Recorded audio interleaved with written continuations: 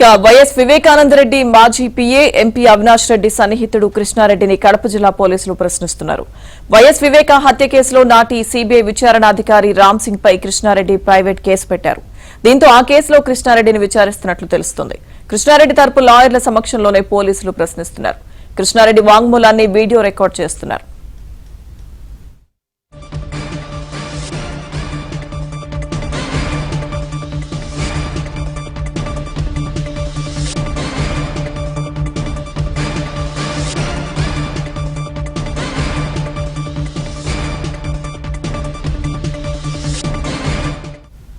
YS Vivekananda Reddy మాజీ PA MP Avinash Reddy సన్నిహితుడు కృష్ణారెడ్డిని కడప జిల్లా పోలీసులు ప్రశ్నిస్తున్నారు. వైఎస్ వివేక హత్య కేసులో నాటి సీబీఐ విచారణాధికారి రామ్ సింగ్ పై కృష్ణారెడ్డి ప్రైవేట్ కేసు పెట్టారు. దీంతో ఆ కేసులో కృష్ణారెడ్డిని విచారిస్తున్నట్లు తెలుస్తోంది. ఇదే అంశానికి సంబంధించి మరింత సమాచారం మా కరెస్పాండెంట్ శ్రీనివాస్ అందిస్తారు. శ్రీనివాస్, పులివెందులలో వైఎస్ అవినాష్ రెడ్డి సన్నిహితుడు ప్లస్ వివేకానంద రెడ్డికి దివంగత నేత వివేకానంద రెడ్డికి 25 ఏళ్లు పిఏగా నిర్వహించిన కృష్ణారెడ్డిని ఈ రోజు పోలీసులు విచారిస్తున్నారు. తన ఇంటికి పులివెందుల డిఎస్పీ మురళీనాయక్ ఆధ్వర్యంలో విచారిస్తున్నారు.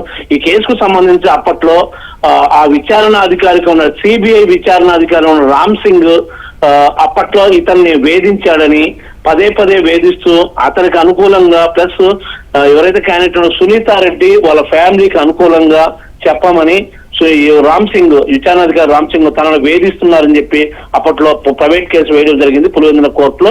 ఈ పులివెందుల కోర్టు ఆదేశాల మేరకు అప్పట్లో కేసు రిజిస్టర్ చేయమని పులివెందుల పోలీసులు ఆదేశించడం జరిగింది.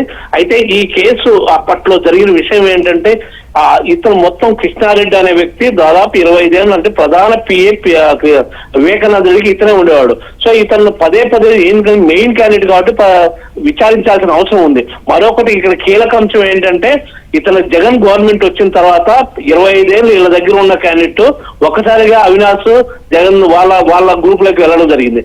సో అప్పుడు అవినాష్ రెడ్డి ఈ కేసుకు సంబంధించి కీలక వ్యక్తి కాబట్టి తమకు అనుకూలంగా అవినాష్ రెడ్డికి అనుకూలంగా వారికి అనుకూలంగా కేసు చెప్పినట్లు దాని డైరెక్షన్ లో ఎంపీ అవినాష్ డైరెక్షన్ లో చెప్పగా అతను అదే విధంగా సిబిఐ వాంగ్మూలంలో చెప్పడం జరిగింది.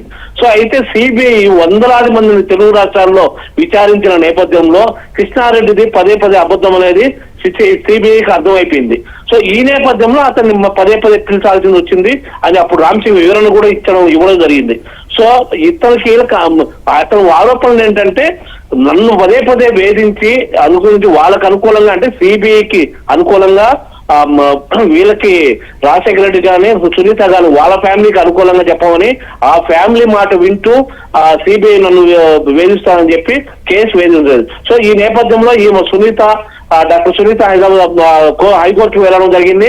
హైకోర్టుకు తన తప్పులు అన్ని ఉన్నా కూడా కృష్ణారెడ్డి రివర్స్ లో చెప్తున్నాడు, మళ్ళీ మాపైనే కేసులు నమోదు చేపిస్తున్నాడు అని చెప్పి హైకోర్టుకు వెళ్ళిన నేపథ్యంలో ఇప్పుడు కోర్టుల ఆదేశాల మేరకు ఒకసారి మళ్ళీ విచారించమని కృష్ణారెడ్డికి సంబంధించి పోలీసులు ఆదేశించిన నేపథ్యంలో ఆ కేసుకు సంబంధించి ఇప్పుడు విచారిస్తున్నారు.